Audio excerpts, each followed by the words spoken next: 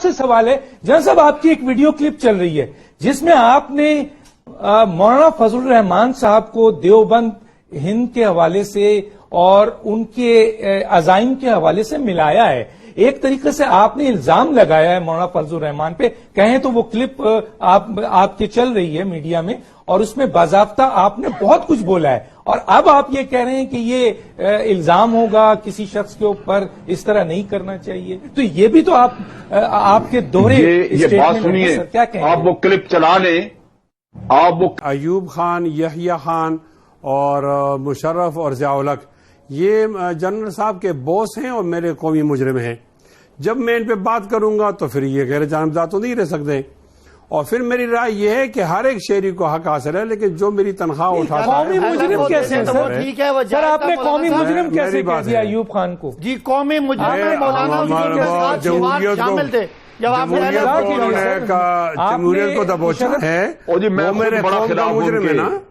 میں بڑا خود خلاف. انہوں نے جمعیت علماء ہند کی بات کی ہے، وہ مجھ پر قبضہ ہے ڈاکٹر صاحب، اور جمعیت علماء اسلام کی بات کی ہے. میں جمعیت علماء اسلام کی بات کرتا ہوں. جمعیت علماء ہند ایک جماعت تھی، جمعیت علماء ہند کے نام سے ہے. ڈاکٹر صاحب ہر جگہ یہ بات کرتے ہیں، یا جنرل صاحب تو ذرا وضاحت ہو جائے.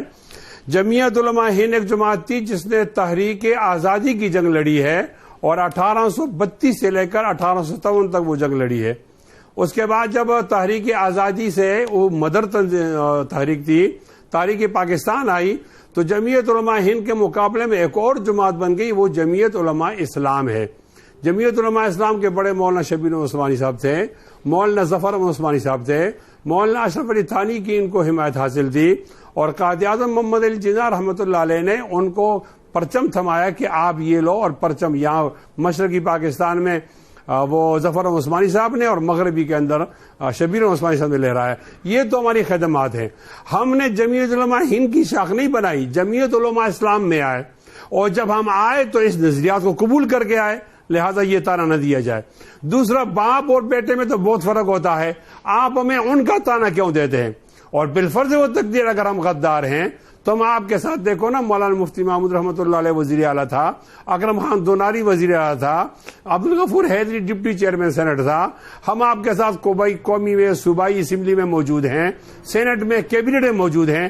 آپ حالت اختیار میں کشمیر کمیٹی ہم پہ مقدمہ چلاؤ، ہم ڈیفینڈ کر لیں تو ہم محب وطن ہو جائیں گے، اور اگر ہم محب وطن نہیں ہیں تو نہیں ہوں گے.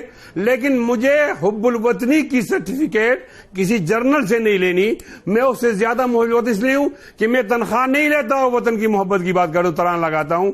میں کون ہوں، میں کیا ہوں؟ میں جرنل صاحب کے حوالے سے تمام لوگوں کو بتانا چاہتا ہوں، پتا پتا بوٹا بوٹا حال ہمارا جانے ہے، جانے نہ جانے گل ہی نہ جانے باغ تو سارا جانا ہے.